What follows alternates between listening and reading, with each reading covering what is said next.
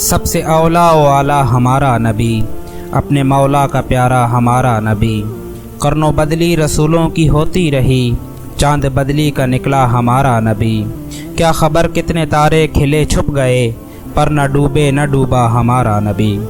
السلام علیکم۔ سیرت النبی صلی اللہ علیہ وآلہ وسلم کے ایک اور ایپیسوڈ کے ساتھ میں ہوں آپ کا ہوسٹ وقار یعقوب، اور آپ دیکھ رہے ہیں ابان ولاگز۔ دوستوں، جیسا کہ ہم سب جانتے ہیں کہ یہود و نصارہ نے سابقہ آسمانی کتب یعنی تورات، انجیل اور زبور میں بہت ساری تحریفات کر کے ان میں اپنی مرضی کے احکام داخل کر کے انہیں انبیاء اور اللہ تعالیٰ کی طرف منسوب کر دیا ہے، اور خاص کر ان آسمانی کتابوں کا وہ حصہ جس میں بالکل صاف اور واضح نبی آخر الزماں حضرت محمد مصطفیٰ صلی اللہ علیہ وآلہ وسلم کے نبی برحق ہونے کا ثبوت تھا، انہیں یا تو تبدیل کر دیا ہے یا اسے جھٹلا دیا ہے۔ دوستوں، آج کی ویڈیو میں ہم انہی سابقہ کتب کی ان پیشن گوئیوں کا ذکر کریں گے جن میں ہمارے نبی صلی اللہ علیہ وآلہ وسلم کی شان بیان کی گئی ہے۔ دوستوں، کچھ روایات خود رسول اللہ صلی اللہ علیہ وآلہ وسلم نے اپنے صحابہ کو بتائی ہیں، اور کچھ صحابہ جو پہلے اہل کتاب تھے پھر مسلمان ہو گئے، انہوں نے نہایت دیانتداری کے ساتھ بتایا کہ وہ سابقہ کتب میں بکثرت حضور صلی اللہ علیہ وآلہ وسلم کے اوصاف کا ذکر پاتے ہیں، اور کچھ اوصاف آج بھی موجودہ بائبل میں موجود ہیں جن کو جھٹلانا ناممکن ہے، لیکن یہود صرف اور صرف اپنی ہٹ دھرمی اور انا کی وجہ سے ان کا انکار کرتے ہیں۔ دوستوں، اس سلسلے میں سب سے بڑا ثبوت خود قرآن مجید ہے، جس میں سورہ اعراف آیت نمبر 157 میں اللہ تعالیٰ نے ارشاد فرمایا، جو لوگ اس امی رسول اور نبی کی اتباع کرتے ہیں وہ اپنے ہاں توریت اور انجیل میں لکھا پاتے ہیں کہ وہ نبی انہیں نیکی کا حکم فرمائیں گے اور انہیں برائی سے بچنے کی تاکید فرمائیں گے۔ دوستوں، گزشتہ آسمانی کتب میں حضور صلی اللہ علیہ وآلہ وسلم کا ذکر مبارک بکثرت مذکور ہے، اس لیے کہ نبیوں رسولوں کی مجالس میں آپ صلی اللہ علیہ وآلہ وسلم کا ذکر مبارک اکثر اور بیشتر ہوتا رہتا تھا۔ اللہ کریم نے چونکہ آپ صلی اللہ علیہ وآلہ وسلم کو اس بات سے آگاہ فرمایا ہے کہ پہلے نبیوں رسولوں کی محافل میں آپ صلی اللہ علیہ وآلہ وسلم کا ذکر مبارک بکثرت ہوتا رہا ہے۔ دوستو، یہود و نصارہ کے علاوہ کوئی قوم ایسی نہیں تھی جو آپ صلی اللہ علیہ وآلہ وسلم کے احوال اور صدق نبوت سے زیادہ واقف اور شناسہ ہوتی، اس لیے کہ یہود و نصارہ توریت اور انجیل میں آپ صلی اللہ علیہ وآلہ وسلم کے اوصاف اور کمالات کا بخوبی مطالعہ کر چکے تھے۔ اس بنا پر وہ برسوں پہلے سے مدینہ منورہ میں آپ صلی اللہ علیہ وآلہ وسلم کی راہ دیکھ رہے تھے، کیونکہ اس شہر میں آپ صلی اللہ علیہ وآلہ وسلم کے رونق افروز ہونے کی علامتیں اور نشانیاں پائی جاتی تھیں۔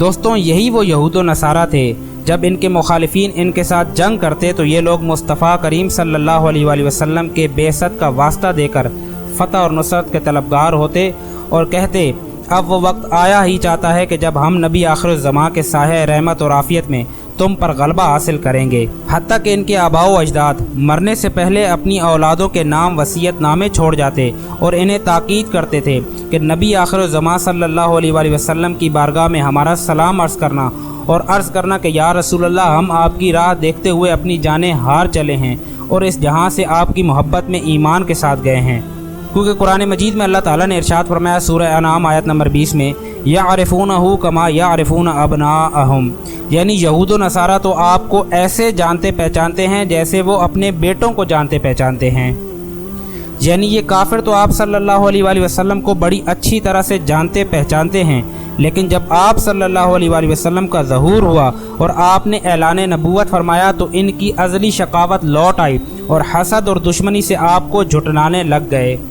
انہوں نے رائے حق چھپانے کے لیے دیدہ و دانستہ اپنی کتابوں میں تحریف و تبدیلی کرنا شروع کر دی۔ دنیا کی محبت اور حکمرانی کی بھوک نے ان نے ذلت و شقاوت اور خسران کی پستیوں میں گرا دیا۔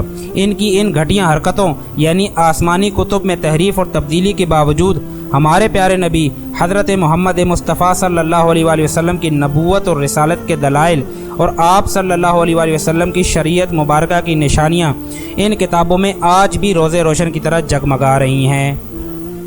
दोस्तों, जिस दिन हुजूर सल्लल्लाहु अलैहि वसल्लम मदीना मुनव्वरा में जलवा गर हुए, उसी दिन हज़रत अब्दुल्ला बिन सलाम रज़ी अल्लाह ताला अन्हु हाज़िर खिदमत हुए और ईमान की दौलत से सरफराज हुए।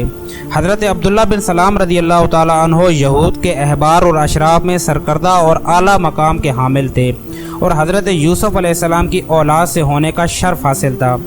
जिस दिन से उन्हें ये इत्तला मिली कि मुस्तफ़ा करीम सल्लल्लाहु अलैहि वसल्लम मक्का मुकर्रमा से हिजरत फरमाकर मदीना मुनव्वरा के लिए रवाना हो चुके हैं, वो उसी दिन से हुजूर सल्लल्लाहु अलैहि वसल्लम की आमद का इंतज़ार करने लगे। और जब हज़रत अब्दुल्ला बिन सलाम रज़ी अल्लाह ताला अन्हु हुजूर नबी करीम सल्लल्लाहु अलैहि वसल्लम की बारगाह में हाजिर हुए, तो हुजूर सल्लल्लाहु अलैहि वसल्लम ने बग़ैर क़ब्ल अज़ीम तारुफ़ के देखते ही इरशाद फरमाया कि तुम ही अब्दुल्ला बिन सलाम हो और यसरब के आलिम हो। तो उन्होंने अर्ज़ की, जी हाँ या रसूलुल्लाह सल्लल्लाहु अलैहि वसल्लम। तो हुजूर सल्लल्लाहु अलैहि वसल्लम ने इरशाद फरमाया, मैं तुम्हें उस खुदाए वाहिद की कसम देता हूँ जिसने मुझे मबूस फरमाया, क्या तुमने इस खुदा की किताब यानी तौरात में मेरे औसाफ मज़कूर नहीं पाए? हज़रत अब्दुल्ला बिन सलाम रज़ी अल्लाह ताला अन्हु पेकर हैरत बने हुए अर्ज़ गुज़ार हुए, जी हाँ या रसूलल्लाह सल्लल्लाहु अलैहि वसल्लम, मैंने आपके औसाफ हमीदा तौरात में मज़कूर पाए हैं।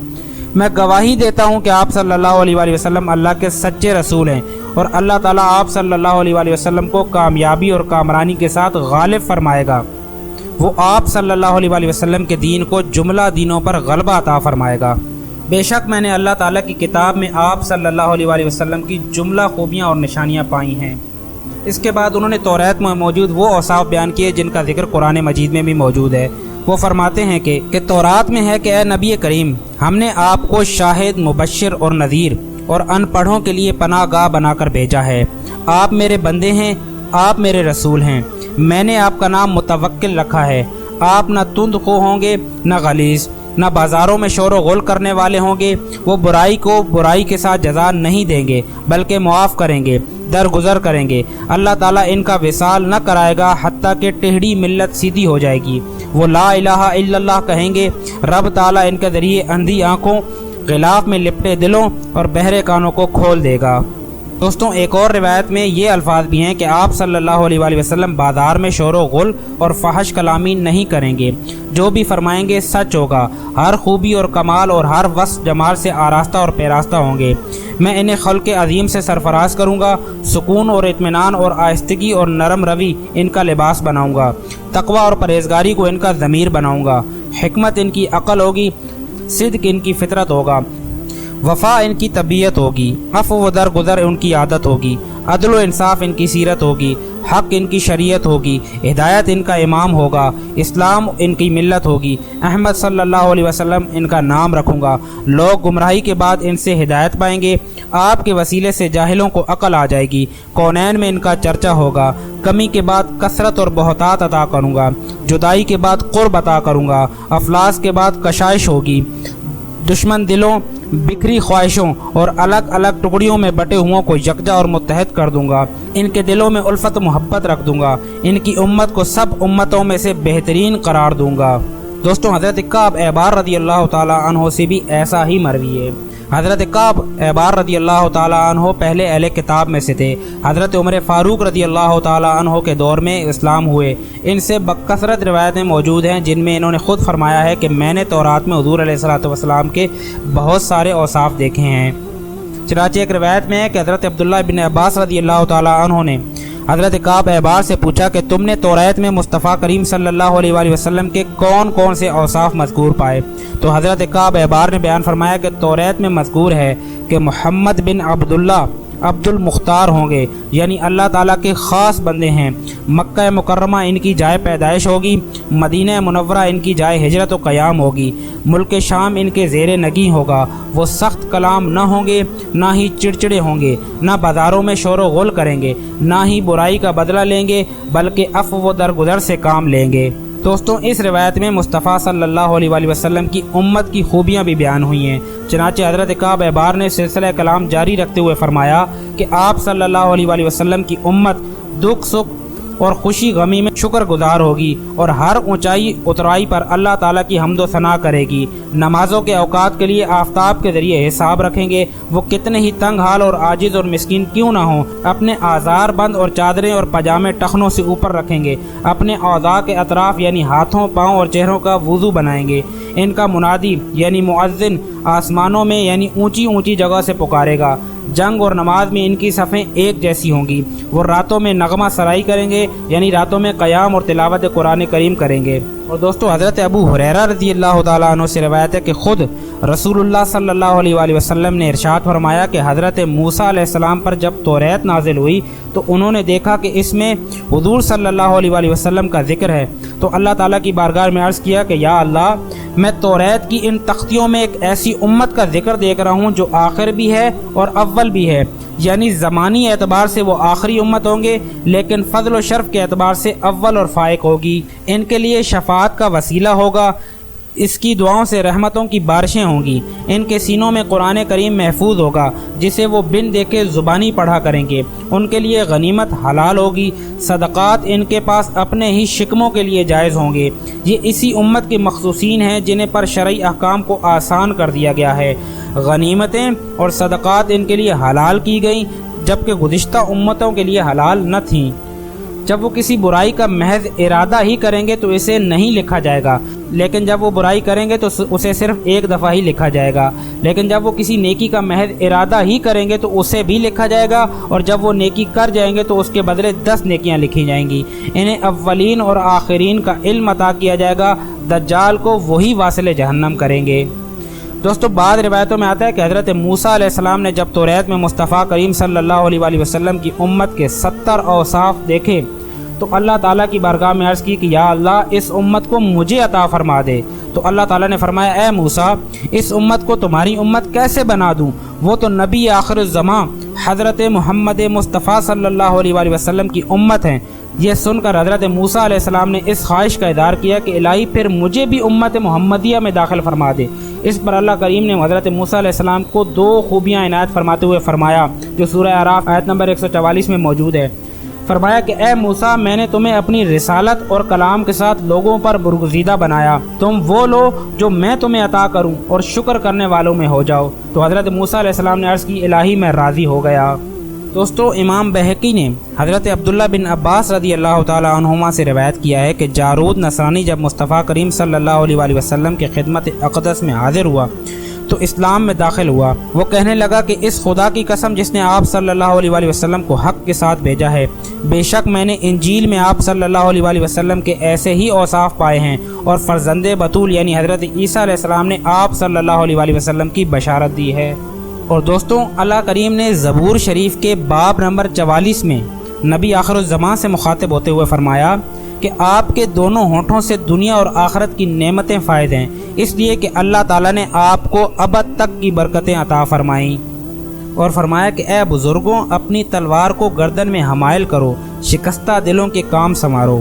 بے شک آپ کی شریعت اور حکمت، آپ کی سنت آپ کے دائیں ہاتھ کی عظمت سے پیوستہ ہے، اور آپ کے تیر تیز ترین ہیں، اور سب امتیں آپ کے سامنے سر خمیدہ ہیں۔